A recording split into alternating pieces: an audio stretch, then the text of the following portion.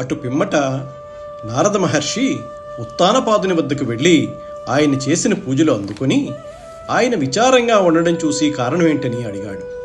అప్పుడు ఉత్తానపాదుడు, ఓ మహర్షి, నా కుమారుడైనటువంటి ధ్రువుణ్ణి నేను అవమానించాను. అందుకు వాడు అలిగి తన తల్లితో పాటు వెళ్ళిపోయాడు. ఆ భయంకరమైన అడవిలో ప్రవేశించాడేమో, అక్కడ ఏ బాధలు పడుతున్నాడో అని తన విచారానికి కారణం చెప్పాడు.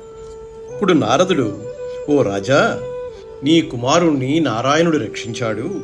నీ కుమారుడు సమస్త లోకాలు ప్రస్తుతించే కీర్తి సంపద కలవాడు, ప్రసిద్ధికెక్కిన మంచి ప్రవర్తన కలవాడు.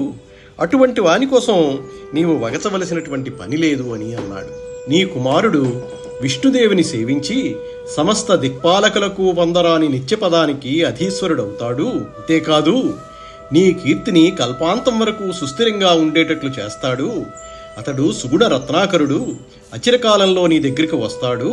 అందువలన నీ కొడుకు గురించి నువ్వు విచారించవలసినటువంటి పని లేదు అని చెప్పాడు నారద మహర్షి. అక్కడ ధ్రువుడు నారదుని వల్ల మంత్రోపదేశాన్ని పొంది మధువనం చేరుకున్నాడు. యమునా నదిలో స్నానం చేసి నియమంతో ఏకాగ్ర చిత్తంతో భగవంతుణ్ణి ధ్యానింపసాగాడు. శరీర స్థితిని బట్టి 3 దినాలకొకసారి వెలగపండ్లను, రేగుపండ్లను ఆరగిస్తూ 1 నెల హరిని అర్చిస్తూ గడిపాడు. 6 దినాలకు ఒకసారి జీర్ణ తృణపర్ణాలను తింటూ విష్ణు పూజలో 2వ నెల జరిపాడు.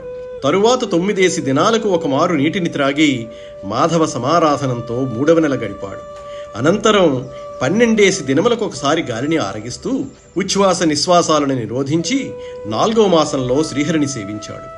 ఆవల ఒంటికాలిపై నిలిచి పరమాత్మని భజించుతూ ప్రాణం లేని మూడువలే నిశ్చలంగా 5వ నెల గడిపాడు. ధ్రువుడు చాంచల్యరహితమైన తన హృదయంలో ఇతర విషయాలను చొరనీయలేదు. మహత్తు మొదలైన తత్వాలకు ఆధారభూతుడు, ప్రకృతి పురుషులకు అధీశ్వరుడు, శాశ్వతుడు అయిన భగవంతుణ్ణి తన హృదయ పద్మంలో నిలుపుకున్నాడు.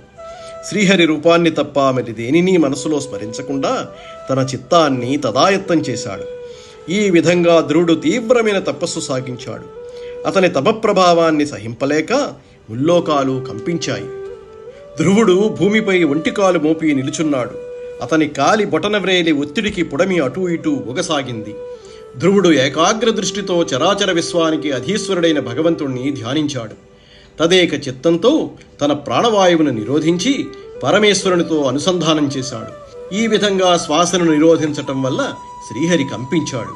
ఆయన కంపించగానే అఖిల లోకాలు ప్రకంపించాయి. చూడటానికి భయంకరమై లోకాలకు సంభవించిన ఆ మహా విపద్దశను ఆలోకించి అష్టదిక్పాలకులు మొదలైన లోకపాలురందరూ లోకరక్షకుడైన పుండరీకాక్షుని శరణుజొచ్చారు. దేవతలందరూ నారాయణునికి నమస్కరించి, పరమాత్మా, నీవు సర్వప్రాణి శరీరాలలో అంతర్యామిగా ఉండే స్వామివి. పూర్వము ఎప్పుడూ ఈ విధంగా మాకు ప్రాణ నిరోధం ప్రాప్తించలేదు. ఊపిరాడక ఉక్కిరిబిక్కిరి అవుతున్నాము. ఓ హరి, కేశవా, జగదీశ్వర, సర్వశరణ్య, నీ చరణ కమలాలను శరణు పొందుతున్నాము. ఆపద నుంచి తొలగించి మమ్మల్ని కాపాడు మహాప్రభు అని ప్రార్థించారు. దేవతల విన్నపం విన్న నారాయణుడు వారిని ఓదార్చి, ఉత్తానపాదుని కొడుకైనటువంటి ధ్రువుడు అనేవాడు విశ్వస్వరూపుడైన నా యందు తన మనస్సును సంధానపరిచి తపస్సు చేస్తున్నాడు. అందువల్ల మీకు ప్రాణ నిరోధం కలిగింది. తపస్సు నుండి ఆ బాలుని విరమింపజేస్తాను, భయపడకండి అని వారికి అభయం ఇచ్చాడు. తరువాత భగవంతుడైన హరి గరుడ వాహనం ఎక్కి తన భక్తుడైన ధ్రువుణ్ణి అవలోకించే ఉత్సాహంతో మధువనానికి విచ్చేశాడు. అప్పుడు ధ్రువుడు ధ్రువమైన భక్తియోగంతో, నిశ్చలమైన బుద్ధితో తన మనస్సులో ప్రకాశిస్తున్న శ్రీహరిని చూస్తూ ఉండటం చేత బయట ఉన్న శ్రీహరిని చూడలేకపోయాడు. ఇంతలో అతని మనస్సులోని మూర్తి మాయమైపోయింది. అప్పుడు ధ్రువుడు తన ముందు సాక్షాత్కరించిన కరుణామూర్తిని కనుగొన్నాడు. తొట్టుపాటు చెందాడు. చెక్కిళ్లపై స్రవించే ఆనంద భాష్పాలతో స్వామిని తిలకించి పులకించాడు.